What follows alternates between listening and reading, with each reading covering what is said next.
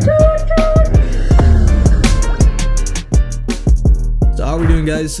It is I, LeooKnightus, back with another guide video, and in today's video we're going to be talking about player warps. I have a list of tips to help you guys pretty much ensure that your player warp gets the success that it deserves, as long as you follow the tips. I spent a good amount of time writing this a while back, but now it's time to actually make a video about it. So this video is called tips before creating a player warp shop.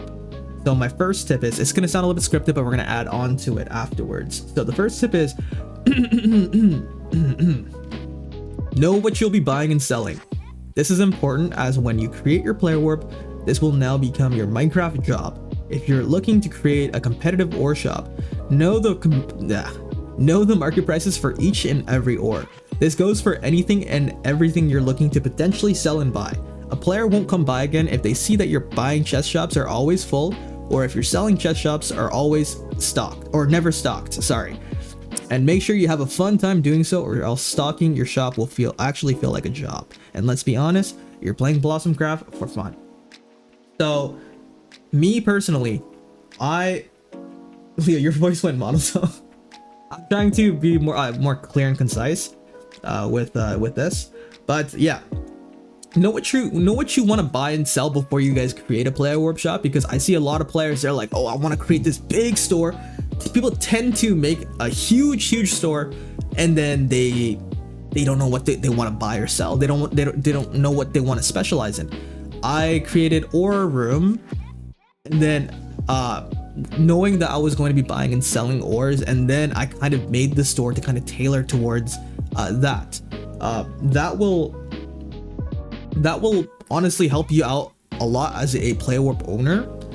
Just visualizing what you want before you go ahead and create it. If you guys want to,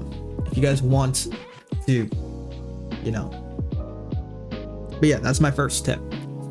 I can resonate with that a lot because I have a player warp called Ore Room, and actually I can show you guys on stream here.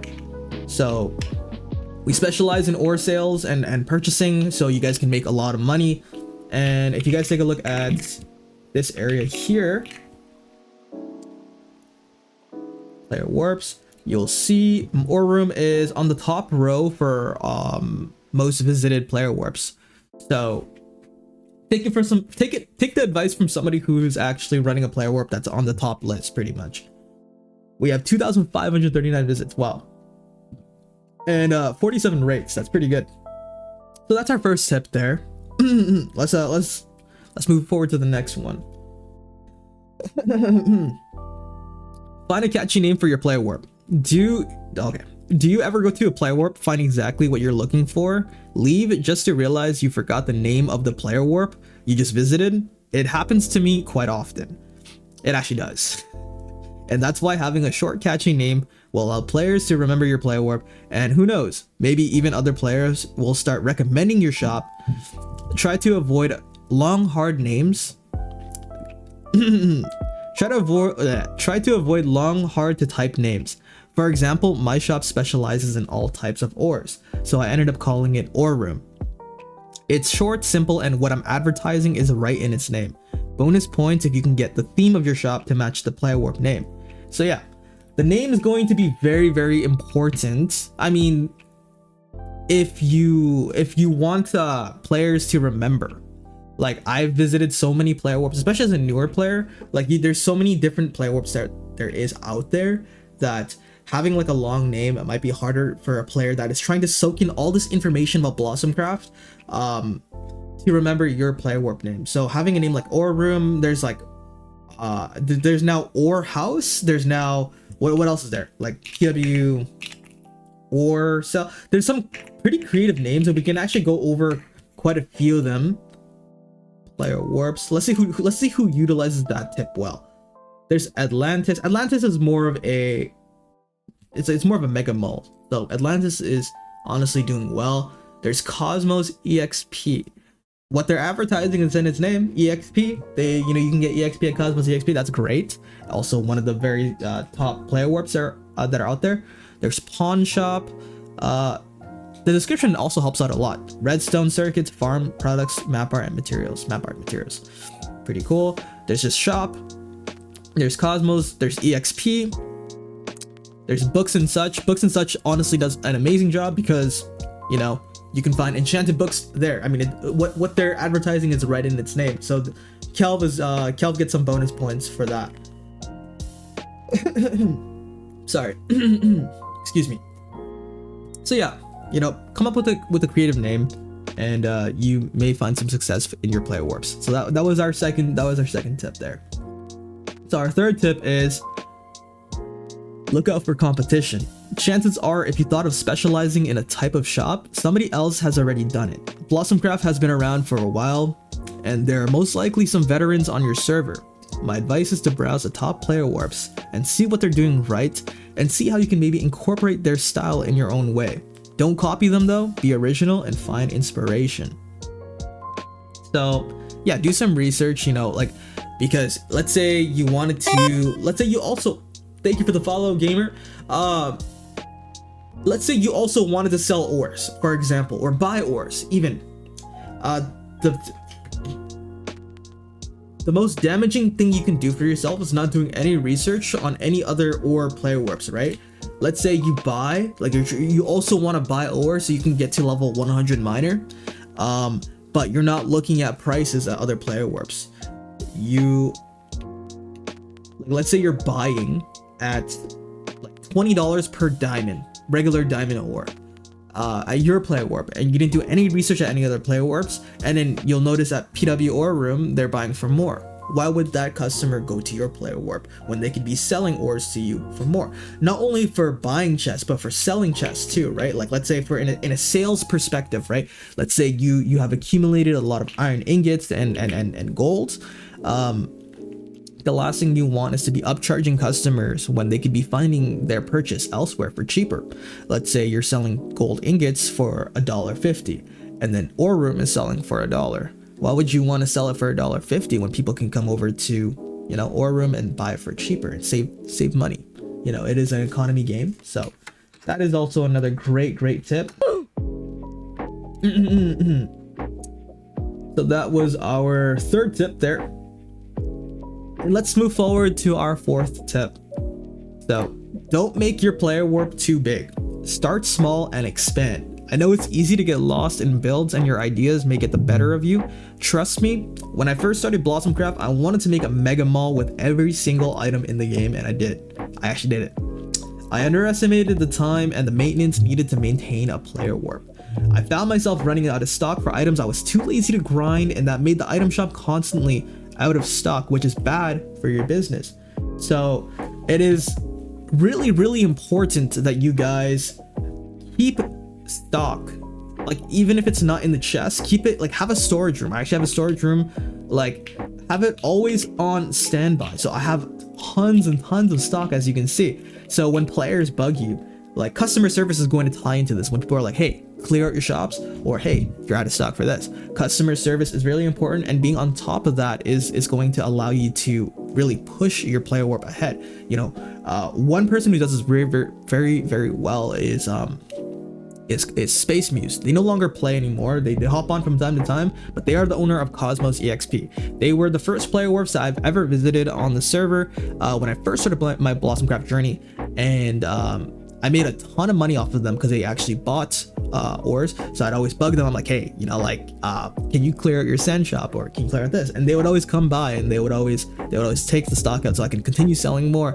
And they would always say thank you, not only to me but other customers too, saying thank you, saying, you know, just appreciating any of your customers, like services, like them stopping by. Even if they're just stopping by, say thank you. Like, it shows appreciation, you know, to that customer for their time to come out to your play warp and support it. So customer service is going to be very important. Also, tying back to the Mega Mall,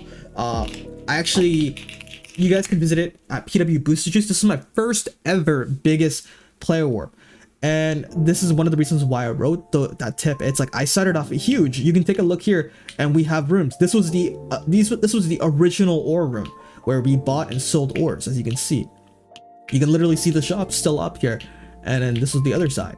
And the reason why we called it ore room, the name ties into, you know, like it was literally an ore room. It was a room in the mega mall, but it worked out in our favor, and we continued keeping that name. We have other rooms, of course. We have like, you know, EXP and all that stuff. This play warp did very, very well, but the problem with it was the upkeep. The upkeep of this was like so tedious for the amount of time that I was putting in. I didn't feel like I was getting much of a reward out of it, which is why we narrowed it down, and we're like, okay, what was our biggest success from this mega mall? It was ore room, so I wanted to specialize in ores after that. This was my sister's little play warp. She sold like a bunch of like crops and blocks, and yeah, so start off small and then expand.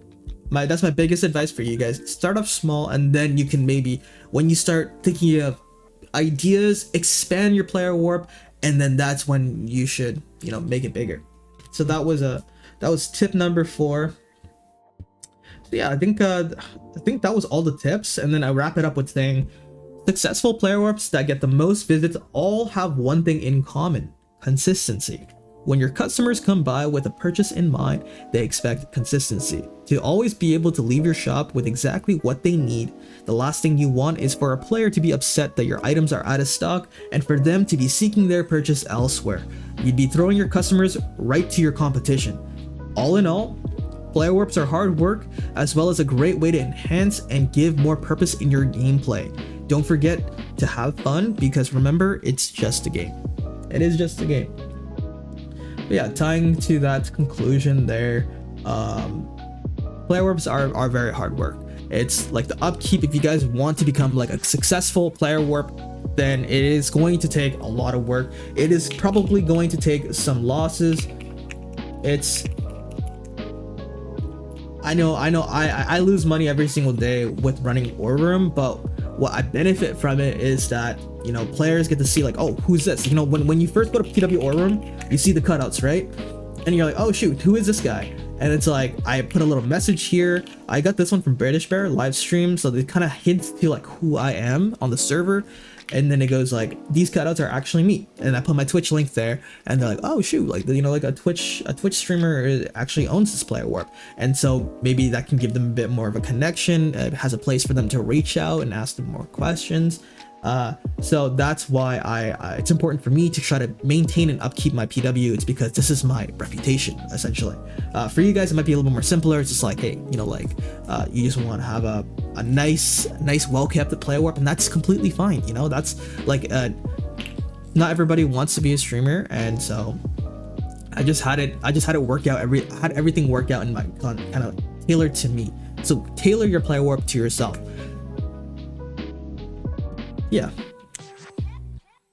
make sure to stock up your stuff, and again, know what you want to sell, because if you make a player warp and then you start throwing in a bunch of different blocks to sell, and then like, dude, it's going to feel like a job. Like when you're like, okay, I have to go mine dirt, I have to go mine cobble, like, to go restock this specific sell chest. Like, dude, it's going to